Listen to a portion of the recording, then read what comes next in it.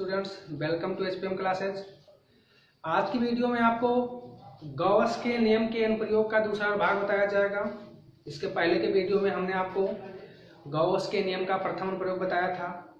जो गॉस के नियम का दूसरा अनुप्रयोग है वो है अनंत विस्तार की समतल आवेशित अचालक चादर तार के निकट वैद्युत क्षेत्र की तीव्रता, अर्थात कोई ऐसा चालक हो, अचालक है चादर जिसका विस्तार अनंत है, मतलब कि कोई सीमा नहीं कि इसका विस्तार कहाँ तक है। उस तार के निकट हमको किसी बिंदु पर वैद्युत क्षेत्र की तीव्रता ज्ञात करनी है। उसके लिए सबसे पहले हमें इस चित्र पर ध्यान देना होगा। चित्र में यहाँ पर देख सकते हैं ये एक बेलन बना हुआ है और इस पूरे को हमने एक चादर माना है। लेकिन यहाँ पर जो ध्यान देने वाली बात है वो ये है कि ये जो बेलनाकार पृष्ठ है अर्थात बेलनाकार गॉसियन पृष्ठ, इसको हमने अपनी स्वेच्छा से खींचा है, अर्थात इस चित्र में ये शुरुआती चरण में नहीं आएगा। सबसे पहले इसमें हमने क्या है, इस तरीके से हमने एक चादर खींचा है और इस चादर पर यहाँ हमने कोई बिंदु लिया है, अर्थात मध्य बिंदु, मतलब जाओ इस बिंदु से इस तरफ की दूरी या इस तरफ की दूरी दोनों क्या हो, बराबर हो। उसके बाद हमने इस बिंदु से यहाँ पर स्मॉल r दूरी पर कोई बिंदु P लिया है, जो यहाँ से आपको दिख सकता है ये बिंदु P।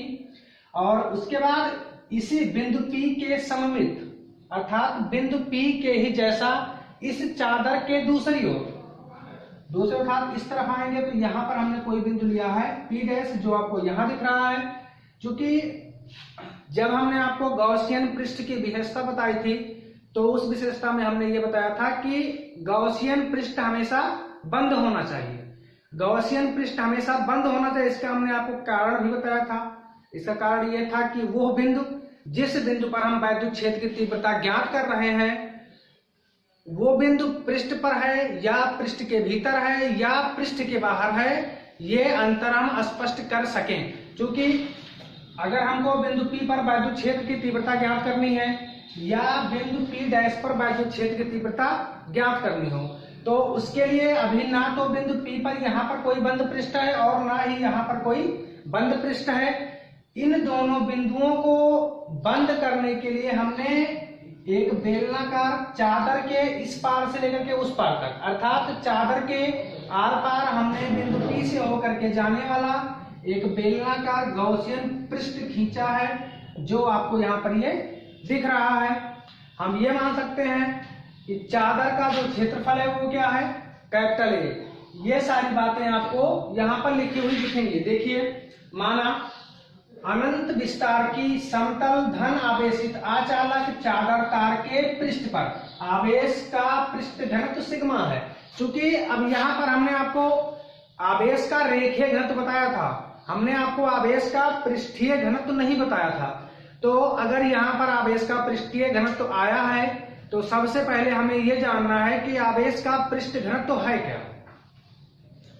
जब हमने आपको रेखीय घनत्व बताया था तो हमने बताया था किसी चालक की प्रति एकांक लंबाई पर वितरित आवेश की कुल मात्रा उस चालक का रेखीय घनत्व या उस चालक के आवेश का रेखीय घनत्व कहलाती है। जस्ट यहाँ पर केवल थोड़ा सा परिवर्तन है, वहां पर प्रति एकांक लंबाई पर था और इसमें अर्थात पृष्ठीय घनत्व में प्रति एकांक क्षेत्रफल हो जाएगा, अर्थात किसी चालक के या किसी पृष्ठ के प्रति एकांक क्षेत्रफल पर वितरित आवेश की कुल मात्रा उस पृष्ठ का रेखीय घनत्व या आवेश का रेखीय घनत्व कहलाती है और पृष्ठीय घनत्व कहलाती है। और पृष्ठीय घनत्व को दर्शाने के लिए हम सिग्मा का प्रयोग करते हैं। आपको ध्यान होगा हमने रेखीय घनत्व में हमने आपको Q/L बताया था। Q/L अर्थात प्रति एकांक लंबाई पर था, लेकिन जब यहाँ प्रति एकांक क्षेत्रफल पर आ गया तो Q/L की जगह पर क्या हो जाएगा, A। इसको हम समीकरण नंबर 1 मान ले रहे हैं, अर्थात किसी पृष्ठ के प्रति एकांक क्षेत्रफल पर वितरित आवेश की कुल मात्रा उस पृष्ठ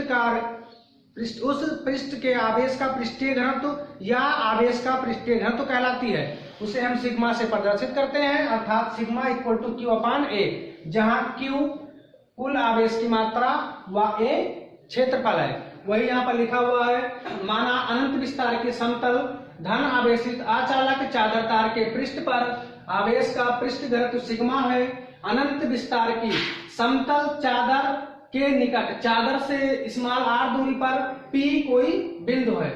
अर्थात ये हमने आपको पहले बता दिया था कि यहाँ पर हमने नीचे फिगर बनाया था, बताया था कि हमने यहाँ पर कोई बिंदु लिया था और इससे स्मॉल r दूरी पर यहाँ पर हमने एक बिंदु P लिया था। ये बिंदु हमने आपको बताया था, ये लिखा हुआ है, जिस पर हमें वैद्युत क्षेत्र की तीव्रता ज्ञात करनी है। अर्थात बिंदु P पर ही हमें वैद्युत क्षेत्र की तीव्रता ज्ञात करनी है।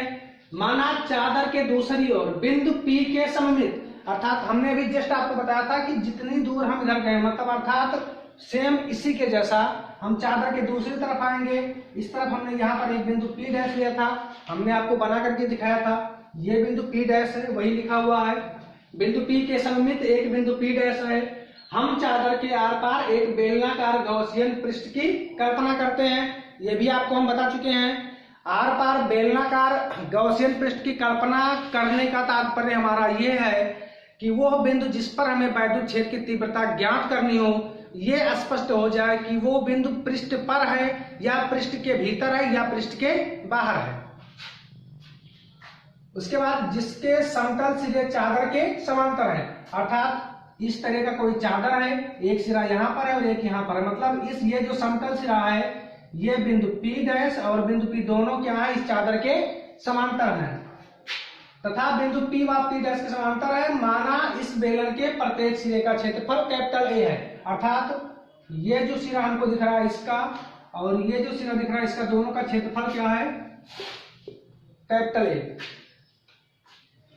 इसके बाद अब चलते हैं हम व्यंजक की व्युत्पत्ति पर। आप देख सकते हैं जो गॉसियन पृष्ठ है, अर्थात बेलनाकार पृष्ठ, इसका जो प्रत्येक सिरा है वो इस चादर के समांतर है और वैद्युत क्षेत्र की तीव्रता बाहर की ओर दिष्ट है। तो जब वैद्युत क्षेत्र की तीव्रता बाहर की ओर दिष्ट है, उस कंडीशन में अगर हम इस बिंदु पर वैद्युत क्षेत्र की तीव्रता निकालें, क्योंकि हमने आपको दो व्यंजक बताया था, एक हमने d phi equal to integration vector E into vector dA बताया था। ये जो व्यंजक था हमारा वो किसी संपूर्ण चालक के एक लघु अवयव के लिए था। इसके बाद हमने जो दूसरा व्यंजक बताया था वो था phi इक्वल टू रेखीय समाकलन A के सापेक्ष vector E into vector dA, अर्थात ये वाला जो व्यंजक आएगा वो संपूर्ण चालक से होकर के गुजरने वाला कुल वैद्युत फ्लक्स के साथ साथ वैद्युत क्षेत्र की तीव्रता का मान हम इसी की सहायता से निकालते थे। अर्थात जब लघु अवयव होगा तो हम इस सूत्र का प्रयोग करेंगे और जब संपूर्ण अवयव होगा तो इसका प्रयोग करेंगे। यहाँ पर आप देख सकते हैं ये पूरा एक बेलनाकार सिरे का भाग है और ये दूसरी तरफ का भाग है, अर्थात ये पूरा है। पूरा होने का मतलब कि इसे हम लघु अवयव नहीं मान सकते। तो अगर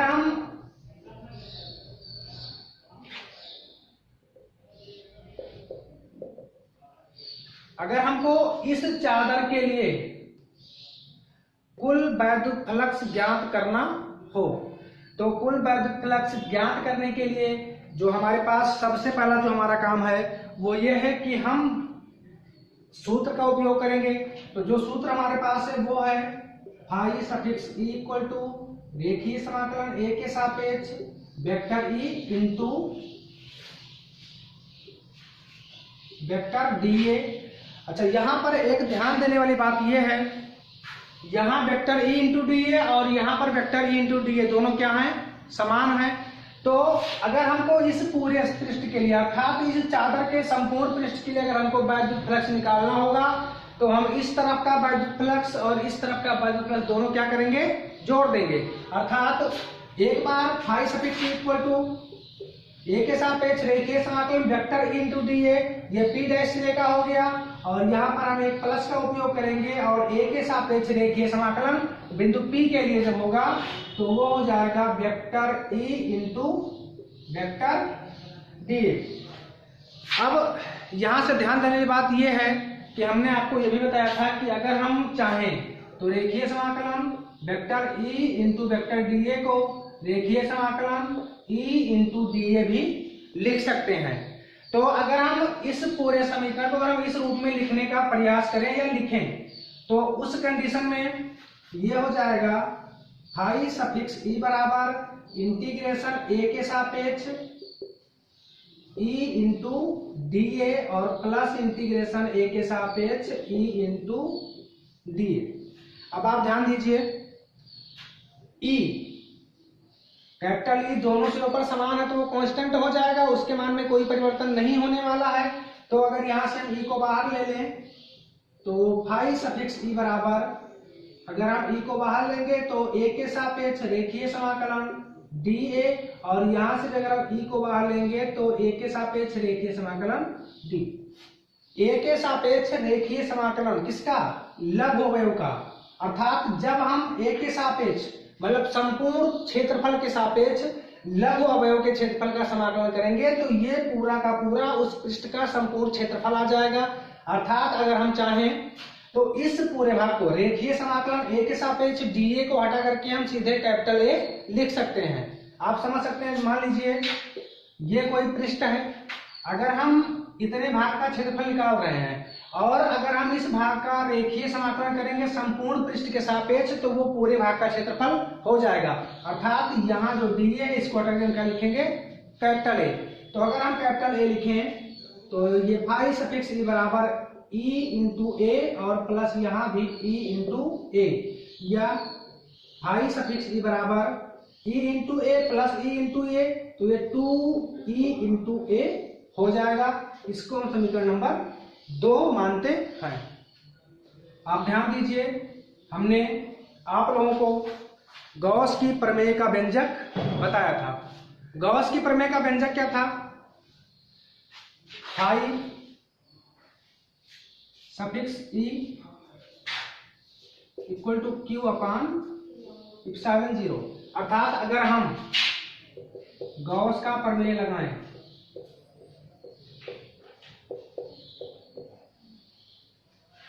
इसका हमने आपको व्यंजक बताया था, किसी बंद पृष्ठ से होकर गुजरने वाला कुल वैद्युत फ्लक्स उस पृष्ठ द्वारा परिबद्ध नेट आवेश का 1/ε0 गुना होता है। तो अगर हम phi suffix E equal to Q upon epsilon 0 का उपयोग करें, यहाँ आप देख सकते हैं sigma equal to Q upon A था। अगर यहाँ से हम क्यू बराबर निकालें तो क्यू बराबर निकालने पर ये ए बटे में है तो इधर गुणे में जाएगा, तो सिग्मा इंटू ए हो जाएगा। तो हम अगर चाहें तो इसको समीकरण नंबर 3 मान सकते हैं और यहाँ पर लिखेंगे समीकरण 3 से फाई ई बराबर क्यू को हटा करके हम लिखेंगे सिग्मा इंटू ए और अपान इप्सिलॉन 0, और ये हमारा हो गया समीकरण नंबर 4। अब थोड़ा आप ध्यान दीजिए, समीकरण नंबर 2 और समीकरण नंबर 4 को आप देखिए। Phi suffix E equal to ये दोनों समीकरण जो हमारे पास समीकरण 2 और समीकरण 4 हैं, ये दोनों एक ही चित्र के लिए हैं, अर्थात एक ही चादर के लिए हैं। तो अगर एक ही चादर के लिए और हमने दोनों का अगर कुल वैद्युत फ्लक्स निकाला है तो ये मान और ये मान दोनों एक दूसरे के बराबर होने चाहिए। वैसे सामान्यतः गणित का रूल है कि अगर किसी दो समीकरणों के एक पक्ष बराबर हो जाते हैं तो दूसरा पक्ष अपने आप बराबर हो जाएगा। तो अगर यहाँ पर हम समीकरण 2 व समीकरण 4 की तुलना करें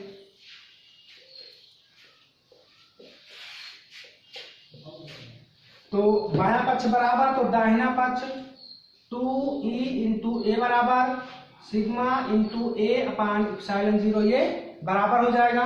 क्योंकि हमको वैद्युत क्षेत्र की तीव्रता का मान निकालना है, अर्थात हमको कैपिटल ई का मान निकालना है। तो अगर यहाँ से हम कैपिटल ई बराबर निकालेंगे तो सिग्मा इंटू ए अपान इप्सिलॉन 0 पहले से लिखा हुआ है, 2 गुणे में है तो बटे में जाएगा और बटे में सिग्मा सॉरी बटे में ए भी जाएगा। यहाँ से ए और ए हो जाएगा कैंसिल, तो हमारे पास बचेगा ई बराबर सिग्मा अपान 2 इप्सिलॉन 0। ये गॉस के नियम के अनुप्रयोग की सहायता से अनंत विस्तार की समतल आवेशित अचालक चादर तार के निकट किसी बिंदु पर वैद्युत क्षेत्र की तीव्रता का व्यंजक है। अगर आपको इस पूरे डेरिवेशन या थ्योरी में कुछ भी समझ में ना आया हो तो आप नीचे कमेंट कर सकते हैं।